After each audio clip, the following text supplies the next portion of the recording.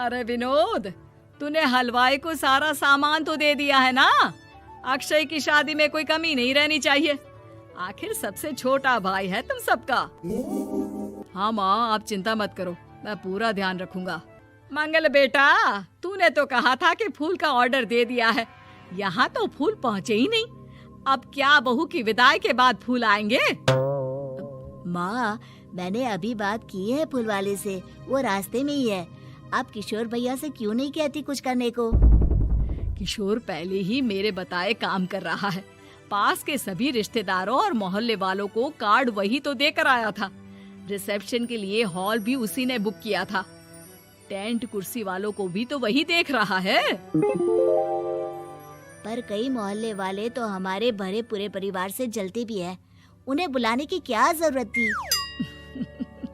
बेटा, शादी ब्याह में तो बुलाना ही पड़ता है, नहीं तो लोग क्या कहेंगे। दादी दादी देखो ना, हलवाई अंकल हमें लड्डू नहीं दे रहे, आप इनको डांटो ना। अरे चैन सुख दे देना बच्चों को लड्डू, क्यों तंग कर रहा है इन्हें? बीबी जी, मैं कहाँ मना कर रहा हूँ, लेकिन लड्डू बनते ही ये बच्चे उठा उठा कर खा लेते हैं। अरे मैं तो इन्हें थाल में रख के परोस भी नहीं पा रहा। भागो, अब कोल्ड ड्रिंक पीने चलते हैं। भागो भागो, अब कोल्ड ड्रिंक पीने चलते हैं। जैसे कि आप देख रहे हैं, आज इस घर के सबसे छोटे बेटे अक्षय की शादी है। घर में बहुत चहल पहल है। कुलभूषण की बीवी कमला को फुर्सत ही नहीं है कामों से, लेकिन कुलभूषण और घर के बाकी लोग कहाँ हैं? आइए देखते हैं। अजी, आप यहाँ आराम से बैठकर गाने सुन रहे हो और घर में अभी तक इतने काम बचे हैं करने को। अरे भाई, मेरे सबसे छोटे बेटे की शादी है, इसके बाद तो मैं अब चिंता मुक्त हो ही जाऊंगा। और फिर घर में तुम हो, बेटे बहुएं हैं, तुम लोगों के होते हुए मैं क्यों काम करूं? मैं तो शान से बेटे की शादी में जाऊंगा तैयार होकर।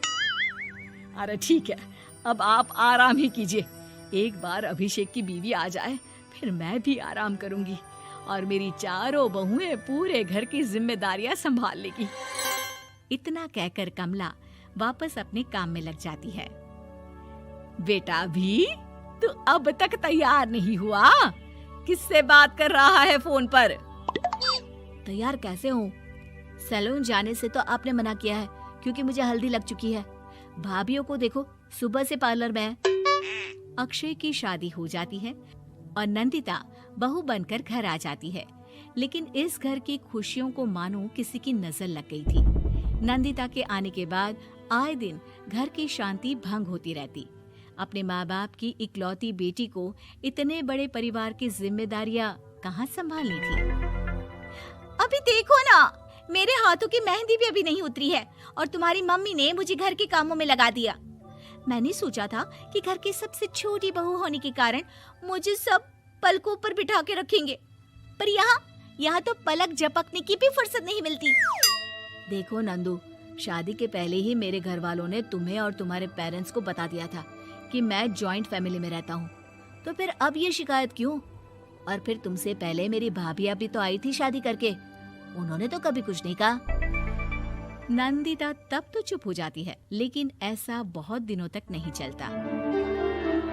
अरे नंदिता, माँ बाबूजी की दवाई का टाइम हो गया है, उन्हें दवाई दिलाओ और उसके बाद सबके लिए नाश्ता बना देना। पर भाभी, मैं तो अभी अपना फेवरेट सीरियल देख रही हूँ। प्लीज मेरी जगह आप कर लो ना ये काम। ठीक है, मैं तेरी जगह माँ बाबूजी को दवाई दे आती हूँ और नाश्ता बना लेती हूँ। तू मेरी जगह पूरे घर की डस्टिंग करके 5 बच्चों को स्कूल के लिए तैयार करके भेज देना और दोपहर का खाना बनाने के बाद कपड़े धोकर सुखा देना। उसके बाद हम दोनों मिलकर बाजार जाकर सब्जी ले आएंगे, फिर डिनर की तैयारी कर लेंगे और उसके बाद बस भाभी, मैं माँ बाबूजी को दवाई देकर सबके लिए नाश्ता बना देती हूँ। हे भगवान, ये कहाँ लाकर फंसा दिया मुझे।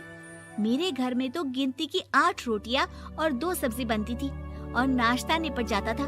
यहाँ तो रोटियों का ढेर और सब्जियां बड़े बड़े पतीलों में बनानी पड़ती है। नाश्ता बनते बनते लंच का टाइम हो जाता है और लंच बनते बनते डिनर का।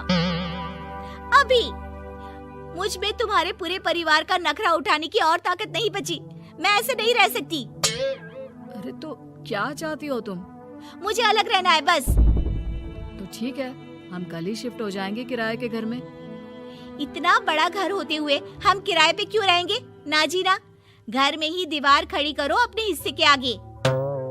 घर के साथ साथ घर की खुशियों में भी दीवार खींच जाती है। ऐसे ही कई महीने बीत जाते हैं और नंदिता माँ बन जाती है। बच्चे के आने से अभिषेक के कंधों पर खर्चों का बोझ आ पड़ता है। अभिषेक का बोझ कम करने के लिए नंदिता भी पार्ट टाइम जॉब कर लेती है, लेकिन इससे उसके सर पर नौकरी, घर और बच्चे की जिम्मेदारी बढ़ जाती है। नंदिता, ये क्या है? तुमने घर भी ठीक से साफ नहीं किया, ना ही मेरे कपड़े धुले हैं। चिंटू के बाल भी कटवाने जाना था, देखो उसके बाल कितने बढ़ गए हैं। अरे करती क्या हो पूरा दिन तुम? मैं करती क्या हूँ?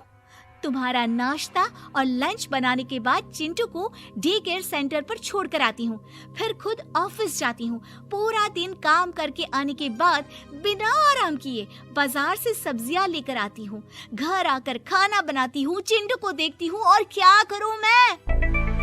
तो किसने कहा था अपने सर पर इतने काम लेने को? मत जाओ ऑफिस। ऑफिस जाए बिना घर के खर्चे कहाँ से पूरे होंगे?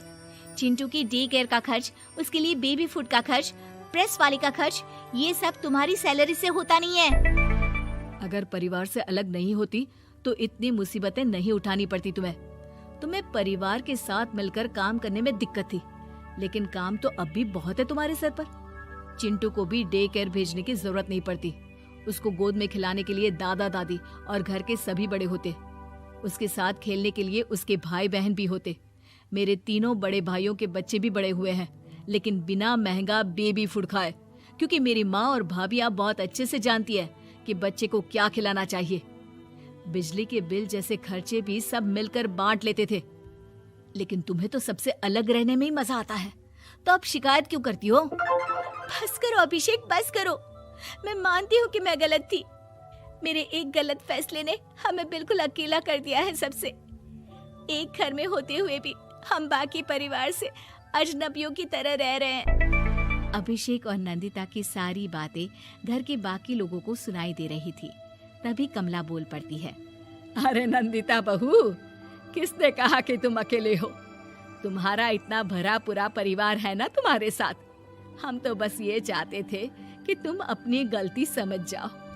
अगर हम तुम्हें समझाते तो शायद तुम ना समझती, लेकिन अपनी गलती का एहसास तुम्हें खुद हो गया है, तो अब तुम समझ चुकी हो परिवार में एक साथ रहने का मोल क्या होता है। मम्मी जी, मुझे माफ कर दीजिए, अब ऐसा दोबारा कभी नहीं होगा।